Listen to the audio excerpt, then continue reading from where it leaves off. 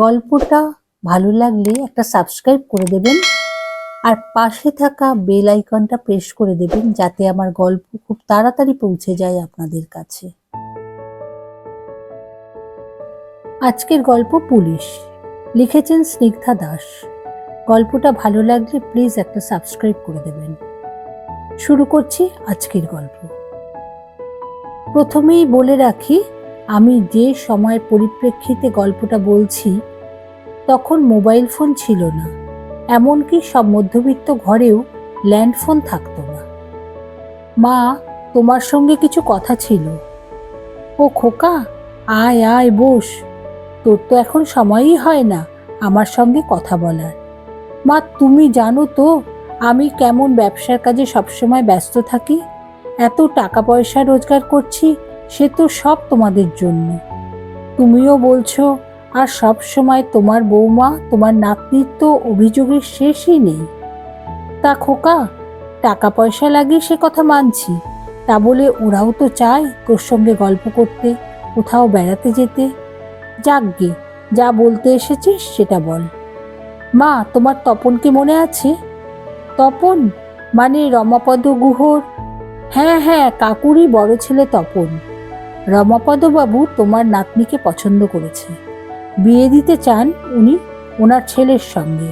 মণিমালা দেবী বলেন, না না, রমাপদ তো প্রমোটারি করে শুনেছিলাম, ওর ঘরে আমি আমার নাতনির বিয়ে দেব না। একবার তো জেলেও ঘুরে এসেছে শুনেছিলাম। আহ মা, ওসব পয়সাওয়ালা লোকেদের হয়েই থাকে। এখন ওরা তোমার ভবানীপুরে থাকে না, নিউ টাউনে বিরাট বড় বাড়ি করেছে, 10-20টা চাকর বাকর। আমাকে কাল রাস্তাতে দেখতে পেয়ে তুলে নিয়ে গেল। খোকা, তুই এত তাড়াতাড়ি তুলির বিয়ে ঠিক করে ভালো কাজ করিসনি। ও পড়াশোনায় কত ভালো, প্রতি বছর স্কলারশিপ পাচ্ছে। আর তাছাড়া তুই তো জানিস খোকা, ও পুলিশ হতে চায়, কটা পরীক্ষাও তো দিল। দেখো মা, ওসব পুলিশ টুলিশ আমাদের ঘরে দরকার নেই। পয়সাওয়ালা ছেলে, ওর সঙ্গে বিয়ে হলে 2 হাতে টাকা খরচ করবে, তখন পুলিশের ভূত মাথা থেকে পালাবে। দেখছো না তোমার বৌমা কি সুন্দর আমার টাকা নিয়ে ওড়াচ্ছে, মানে ওর শখ আহ্লাদ পূরণ করেছে। বলছিলাম আর কি, বলেই হা হা করে হেসে ওঠে।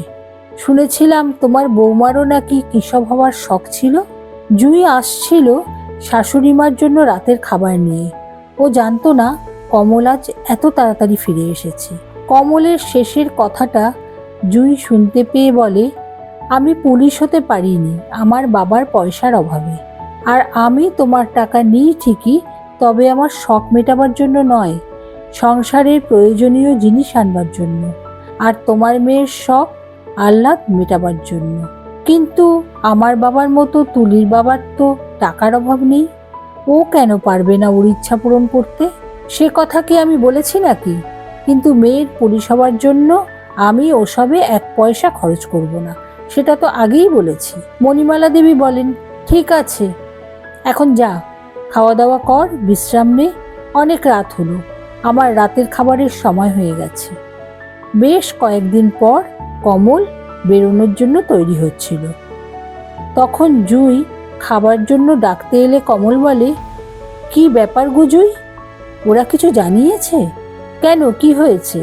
মা বলছিল তুলিকে নিয়ে কদিনের জন্য মামার বাড়ি যাচ্ছে। তো আজ তো অনেকগুলো দিন হয়ে গেল, ওরা কবে আসবে? আগে তো মা এত ঘন ঘন মামার বাড়ি যেত না, এখন এত ঘন ঘন যাচ্ছে। তাছাড়া এখন যখনই মা যায় তুলিকেও সঙ্গে নিয়ে যায়, তাই জিজ্ঞাসা করছিলাম। মা আগে যেতে পারেনি সংসারের চাপে, তোমাদের হুকুম তামিল করতে করতেই তো জীবনের বেশিরভাগ সময়টা শেষ করে দিল। এখন তো তোমার 5 মাস খাটার জন্য আমি আছি, তাই আমিই মাকে বলেছি এখন তোমার যেখানে যখন যেতে মন চাইবে যাবে। আর এখন তো ওনার বয়স হয়েছে, তাই একা একা চলতে ফিরতে অসুবিধা হয়, তাই তুলিকে সঙ্গে নেয়। এসে যাবে, 2-1 দিনের মধ্যেই এসে যাবে, তুমি অযথা চিন্তা করো না তো। পরের দিন সকালে উঠে কমল দেখে জুঁই খবরের কাগজ নিয়ে বসে আছে। কি গো, 7 সকালে খবরের কাগজ নিয়ে বসে আছো? আমি কি আজ অফিস বেরোবো না নাকি? না, তুমি আজ অফিস যাবে না, তুমি আমি একটু বেড়াতে যাব। কমল বলে, তোমার মাথা ঠিক আছে তো? কি আবোল তাবোল বকছো সাত সকালে? আমার এসব বেরোবার সময় বা শখ কোনোটাই নেই। রান্না করতে না পারো তো বলো, আমি আজ বাইরে খেয়ে নেব। বলে কমল নিজের ঘরে চলে যায়। কমল স্নান করে এসে দেখে জুঁই রেডি হয়ে বিছানায় বসে আছে। এ কি, তুমি সেজেগুজে বসে আছো যে? আমি তো বললাম আমি অফিস যাব। তা তুমি যাও না, কে বারণ করলো তোমাকে? আমি একাই যাব মামার বাড়ি। মামার বাড়ি কেন? মার কি শরীর খারাপ করেছে? আরে বাবা না না, তাহলে কি আমি তোমাকে বেড়াতে যাবার কথা বলতাম? তুমি অফিস যাবার পথে আমাকে মামার বাড়ি নামিয়ে দেবে। কমল বলে, কি যে মাঝে মাঝে তোমার হয় কে জানে। তা আজকের কাগজটা তুমি হাতে রেখেছো কেন? সকাল থেকে কাগজটা হাতে পেলাম না, একটু চোখ বোলাবো। কাগজটা তুমি দেখবে? এই নাও দেখো। এটা এটা কার ছবি?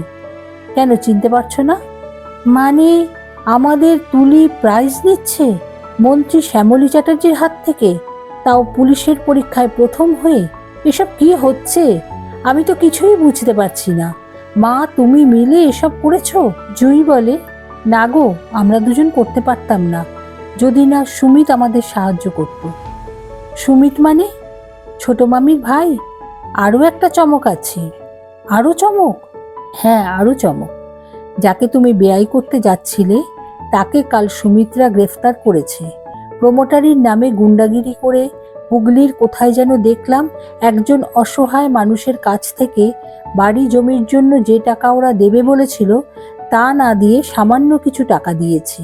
আর উনি প্রতিবাদ করেছিলেন বলে সেই টাকাটাও কেড়ে নিয়ে ওনাকে বাড়ি থেকে বের করে দিয়েছিল।